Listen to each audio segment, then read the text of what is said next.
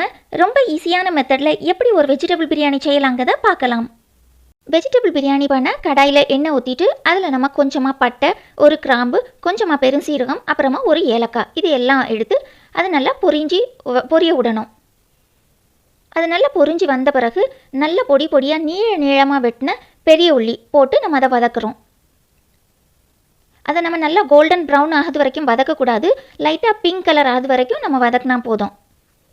இப்போ நம்ம அதில் கொஞ்சமாக முந்திரி போட்டு வதக்கணும். இதெல்லாம் நம்ம லேசாக வதக்கி விட்ட பிறகு அதில் ஒரு ஸ்பூன் இஞ்சி பூண்டு பேஸ்ட் போட்டு வதக்கணும். அந்த இஞ்சி பூண்டோட அந்த பச்சை வாசனை போகிறது வரைக்கும் நல்லா வதக்கணும். அது வதக்கின பிறகு நல்லா ஃபைனாக சாப் பண்ண ஒரு தக்காளி பழம் போட்டு அதையும் நம்ம வதக்கணும்.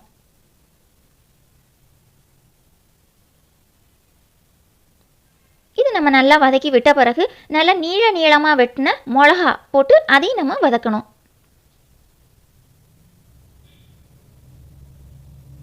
இது எல்லாமே சேர்ந்து நல்லா வதங்கி வந்த பிறகு நல்லா ஃபைனாக சாப் பண்ணி வச்ச கேரட்டும் பீன்ஸும் போட்டு வதக்கணும். இன்றைக்கி இதில் 2 வெஜிடபிள்ஸ்லாம் எடுத்துருக்கு. நீங்கள் இதில் எத்தனை வெஜிடபிள்ஸ் வேணுமோ அத்தனை நீங்கள் ஆட் பண்ணிக்கலாம். இந்த ஸ்டேஜில் உங்களுக்கு என்ன வெஜிடபிள் தேவையோ அதை நீங்கள் ஆட் பண்ணிக்கலாம். ஆட் பண்ணிவிட்டு அதையும் நம்ம வதக்கி விடணும். இப்போ அதில் காஞ்ச திராட்சை போட்டு அதையும் நம்ம வதக்கணும்.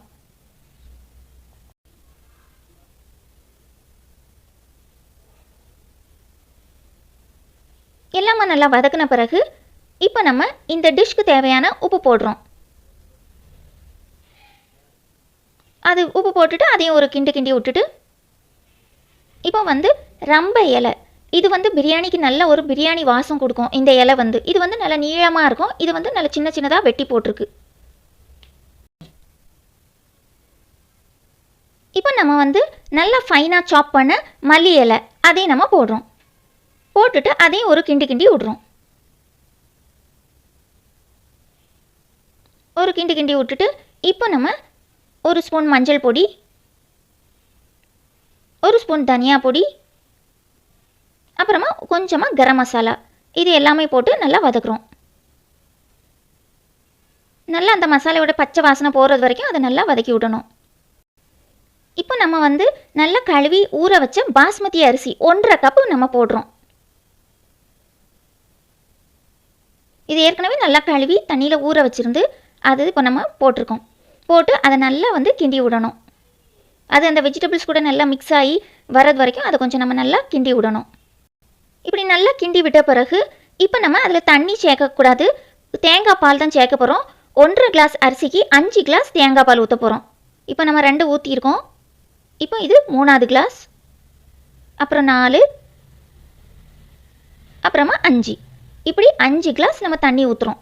1.5 கிளாஸ் அரிசிக்கு 5 கிளாஸ் தேங்காய் பால் ஊற்றி அது நல்லா இப்படி ஃபஸ்ட்டு நல்லா அப்படி கிண்டி விடணும். நல்லா கிண்டி விட்டு ஒரு 1/2 கிளாஸ் போல் தயிர் ஊற்றி அதையும் இது கூட இப்படி ஊற்றி நல்லா மிக்ஸ் பண்ணி விடணும். இப்போ அதில் நல்லா ஊற வச்சு திருவின ஒரு ஸ்பூன் பாதாம் போடணும். போட்டுட்டு அதையும் நம்ம நல்லா கிண்டி விடணும்.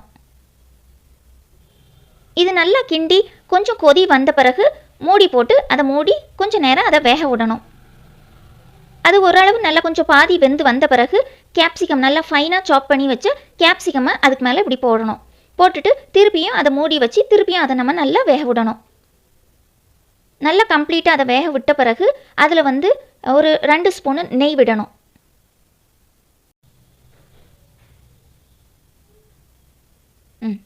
நல்லா இப்படி நெய் விட்ட பிறகு அதை திருப்பியும் நம்ம மூடி வச்சு ஒரு 2 நிமிஷம் வைக்கணும். அதில் கொஞ்சம் மாய்ஸ்சர் இருக்கும், அது போகிறது வரைக்கும் நம்ம திருப்பியும் மூடி போட்டு அதை மூடி வைக்கிறோம். இப்போ அது நல்லா ரெடியான பிறகு அதை இறக்குறதுக்கு முந்தி அதில் நல்லா ஃபைனாக சாப் பண்ண மல்லி இலை போட்டு திருப்பியும் அதை மூடி வச்சு கொஞ்சம் நேரம் ஒரு 5 மினிட்ஸ்க்கு போல் அப்படியே மூடி வச்சுக்கணும். கேஸை ஆஃப் பண்ணி ஒரு 5 to 10 மினிட்ஸ் அதை மூடி வச்சுட்டு அப்புறமா அதை நம்ம திறந்து பார்த்தா நமக்கு நல்ல அழகான வெஜிடபிள் பிரியாணி ரெடி ஆயிரும். இது ரொம்ப சிம்பிளான ஒரு மெத்தட் தான். இது ரொம்ப குறைவான டைம்லேயே நம்ம பண்ணிடலாம். அதனால் நீங்கள் எல்லோரும் இதே மாதிரி ட்ரை பண்ணி பாருங்கள். தேங்க்யூ ஃபார் வாட்சிங்.